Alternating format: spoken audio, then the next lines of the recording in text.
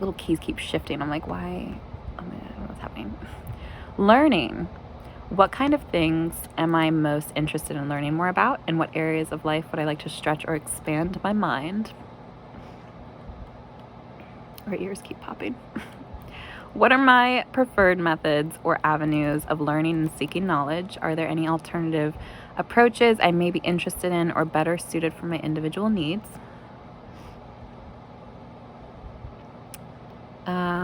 Are there any obstacles in my journey of lifelong learning? What resources or tools are available to assist in my learning process? And how has or does my learning assist not only myself, but the relationships with those around me? In what ways am I able to teach or share with others through the knowledge I've gained? So again, another little factoid, right? Like as I was writing this, when I was in high school and I was preparing to go to college, I had a hard time initially deciding what I wanted to do for a major because I have many different interests. And so I was like, I want to do so many different things. And I was like that as a kid too. When we had those old school year books, they were like spiral and then it goes like year by year. You can put a photo of yourself, your school picture. And then there was a section to write like who your friends were, who the teacher was, your favorite class, and like what kind of career you want to have in the future. And when I was really young, we used to fill that out, every year for a little while. And I can remember some of the things I wrote down as a kid, which some, are more like typical than others. But it was like, I wanted to be a vet. I wanted to be an astronaut. I wanted to be a baker. I wanted to be a singer. I wanted to do a writer. I wanted to be an artist. There were a lot of different things, that I was interested in. And one of the cool things about that, I wasn't able to take that with me I was barely able to take anything with me when I moved here. But, it's one of those things that's kind of always stuck with me from childhood. And then when I have had certain kids in my life that I've worked with, and one in particular who is very close to me, who I've known for many years, that is one of the activities I started doing with her a couple years ago, I want to say. And so I have a record of her little school, like the same thing that I did, although since we didn't have an actual book, I think we did it on paper, and then I transferred it into my Evernote into like a little, notebook for her then. And then when I saw her last year, we did it again. We went over as like a little memory and tradition thing to start. We were able to go over the past year's one and then do the new one. And it's just something to kind of reflect on, and just sweet little, turn that into a little activity and bonding moment with, someone that I love and is close with me. Even some of that Gemini energy in a positive way. Again, we got so quiet and so gentle there. I'm like, what the fuck is going on? Extremes. Duality. Yes, where are we? So that's a little, tidbit for that. Oh, but where I was going with this, right? Because I had trouble figuring out what I wanted to do in college. So we ended up, I was accepted into a few different colleges, and I really wanted to go to the ones in Florida. But I was unable to, because this is we're not going to get into this whole story right now. Oh dear. So many memories flooding back. But we still, were really excited about the college here that I was accepted to, and the opportunity that I was given to be there, even though I ended up withdrawing a week beforehand and going to community college instead. We're not going to, but I ultimately decided that my major was going to be early childhood education so that I could go be a teacher. And then we were going to do that paired with special ed, which is very interesting considering many things that we have learned since then. But it just, made me think of that then. And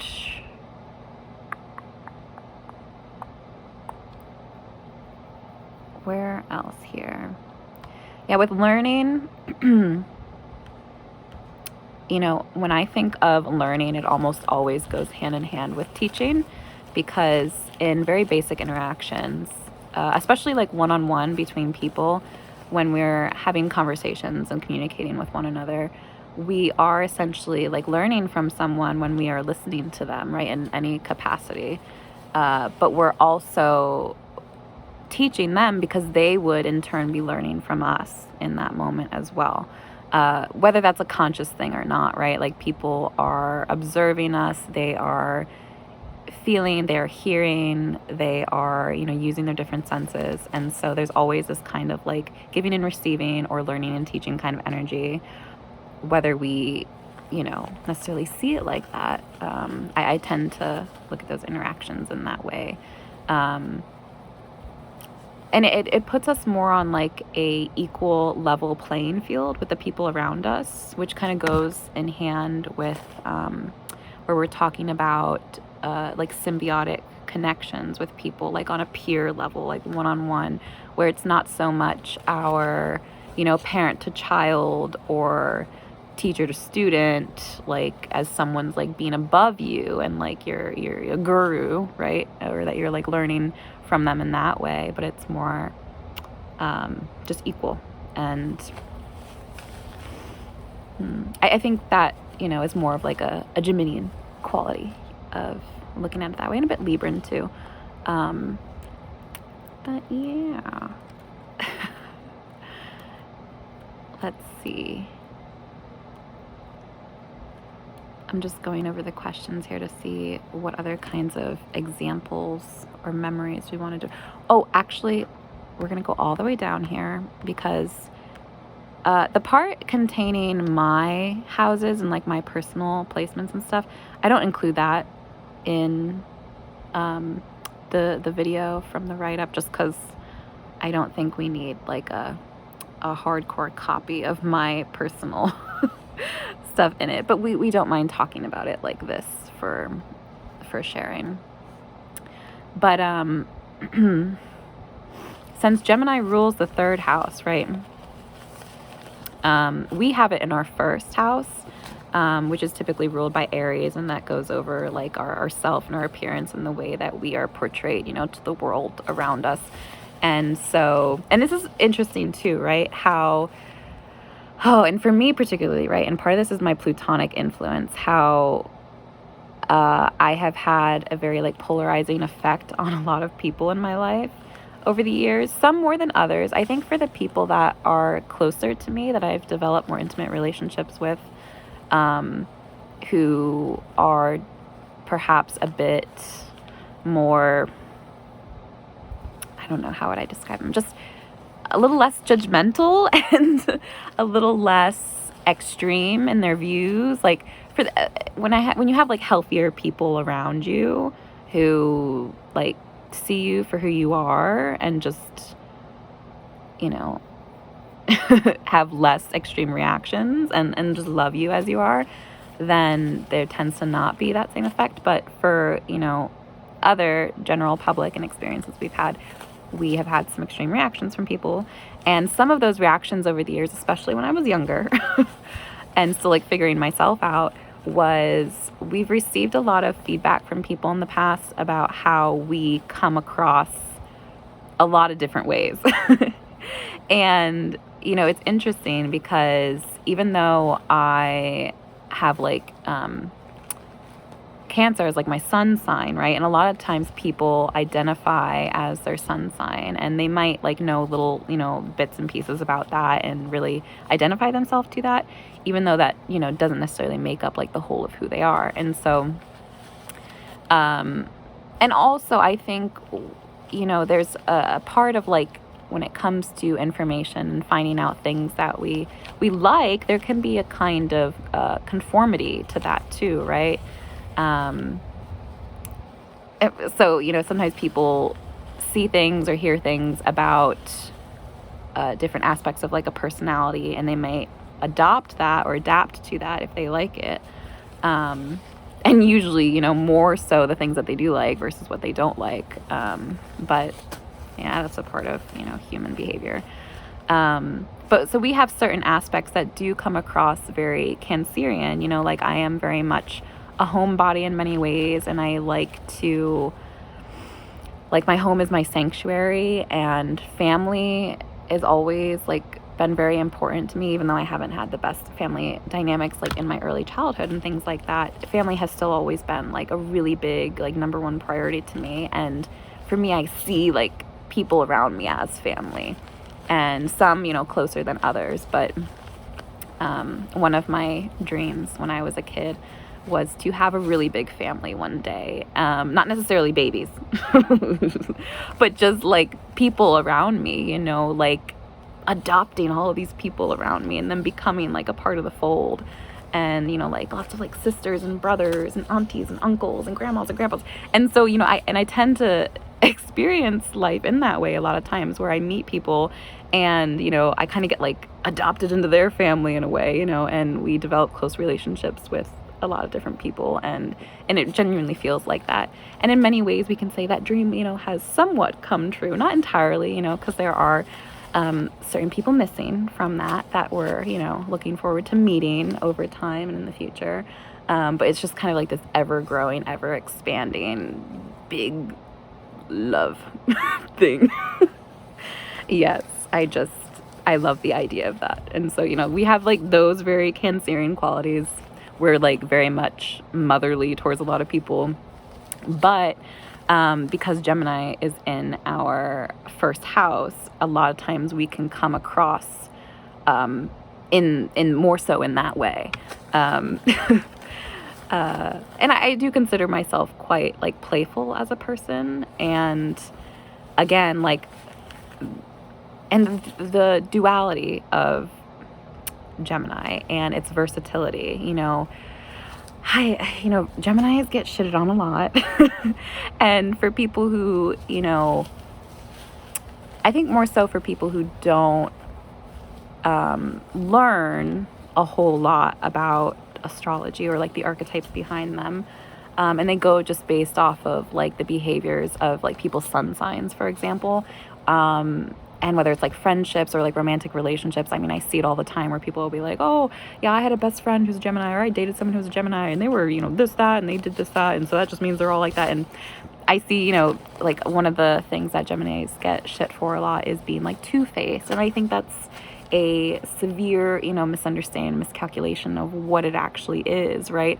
But when you have so many different like sides to yourself, you know, and you enjoy many different things and different like walks of life, different experiences, for people who live a more like narrow kind of path, walk a more narrow kind of path in life, and don't necessarily like branch out too much or explore too far, or just kind of enjoy things to be like more black and white and this and that and structure, like then, you know, rubbing up against a different kind of energy can cause some friction and tension. And so, you know, people have their, you know, experiences with it that can be kind of negative.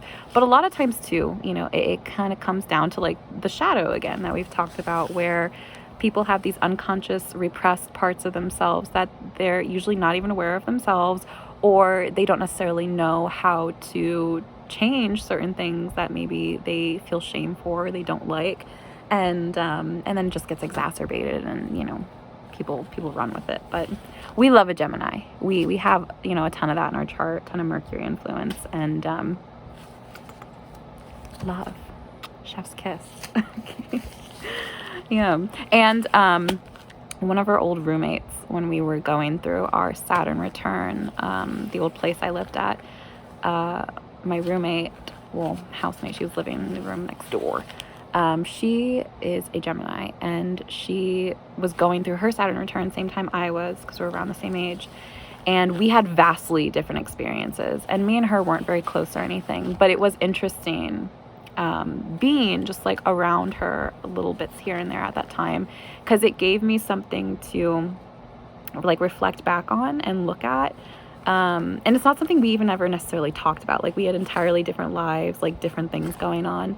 But I just, you know, could see like some of what was going on with her and what she was going through. And it was just like completely opposite of what was happening in my life, right? But, you know, different lessons that we have to learn. And as we know, like our actions, the like steps that we take in our life and our choices really do impact so much what our experiences are like. And so it was interesting and helpful for me in a lot of ways to be able to see that and be like, oh my God, like, you know, we all share in a lot of similar experiences, sometimes even, you know, unknowingly. And I would have loved to like talk to her about it at the time, but again, she was going through it in her own way, and I was too. I just think, you know, we were handling it a bit different in our own way, and we were doing it consciously.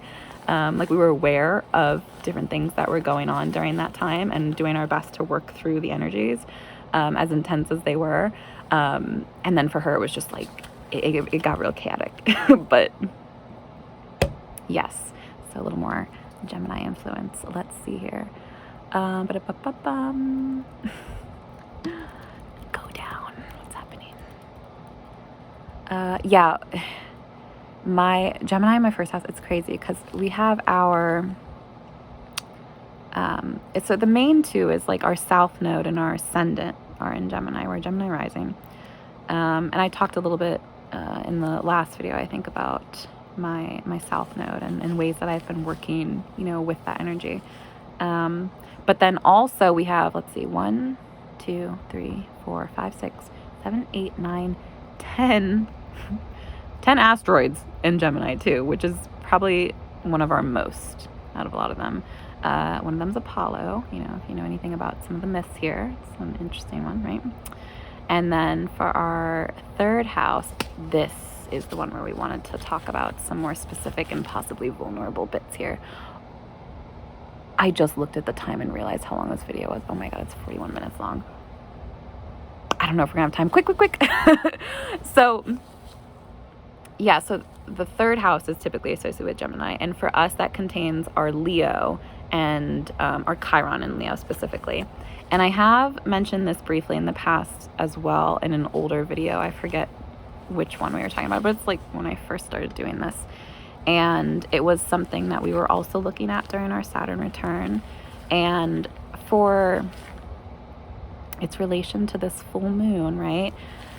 It's kind of crazy because, again, back during our return, one of the obstacles that we were facing or places that we felt blocked in our own energy, specifically with like our throat or with our ability to communicate in the way that we wanted to, in a way that was like freely expressing ourselves and was like authentic and true to who we are, I realized that I had a lot of fear still, and shame associated with using my voice. I need my toy. Like I feel, woo, bitch. This is weird talking about, and again, I don't know how much time I have to talk before this cuts out, so I'm like, ooh. But, yeah, the Chiron wounding for me being in Leo is associated with, worthiness and feeling worthy. And, that's just one of many things that it can be. It's also considered like the wound of talent, of like having like hidden talents, things that are in our life that just weren't nurtured as a child. And so when I was a kid, right,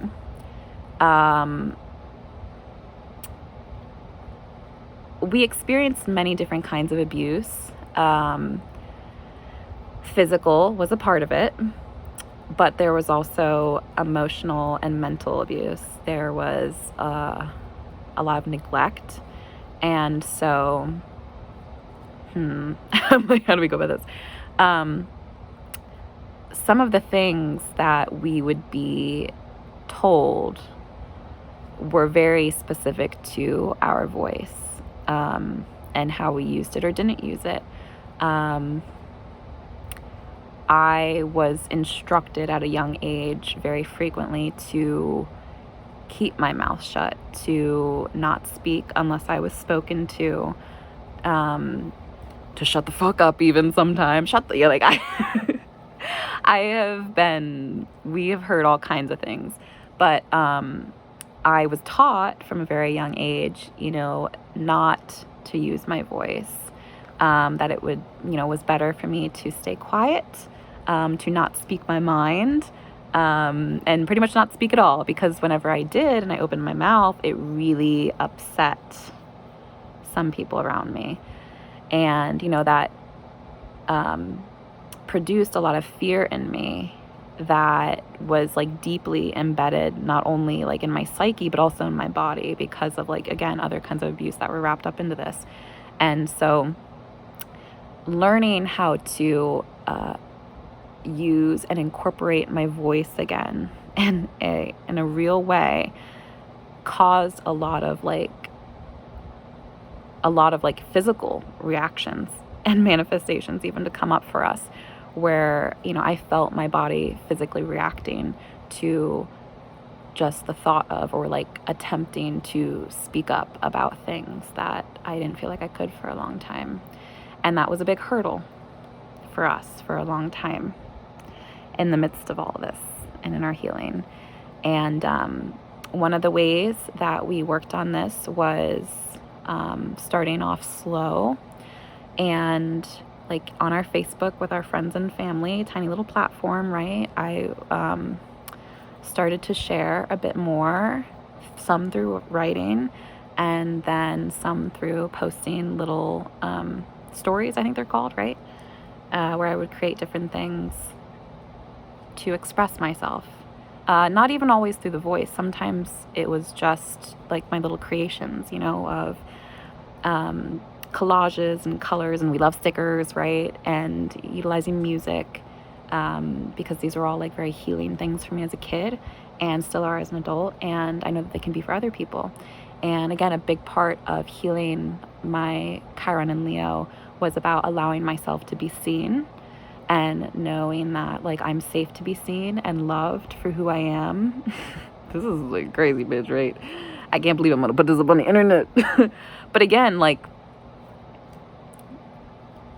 we did that, right, for a while. And then as we got more comfortable with that, then eventually we prepared essentially a lot during that time, like planning how we wanted to show up on the internet, like what was our purpose behind it. Like we laid out the entire foundation pretty much like quietly and privately behind the scenes. Like we used my Evernote, you know, it took a lot of time to myself to like meditate and like be with myself and like heal the different parts and like write and create and make things and prepare to be here. And that is how we, you know, utilized that time so that we could show up here and do it in a way that is true.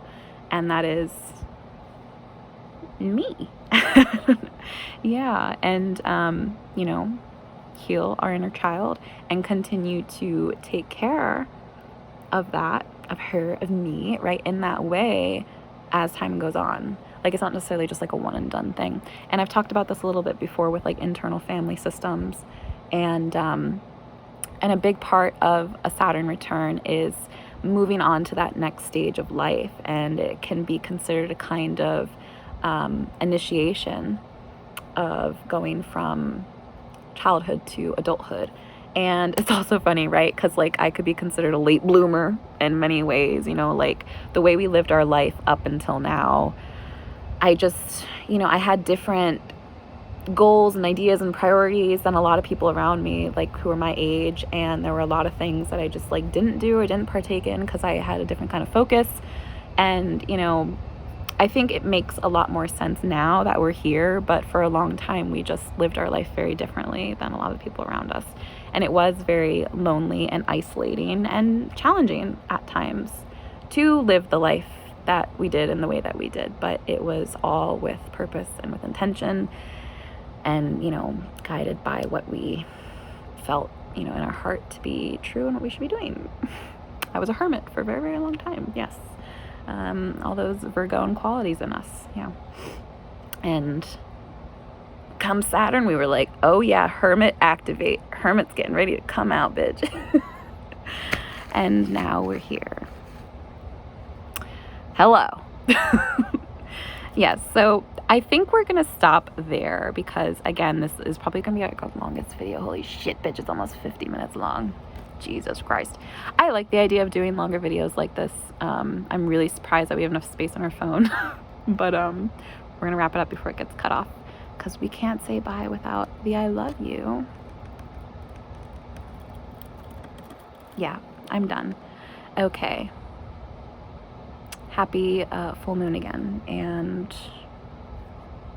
see you when I see ya. Love you, bye.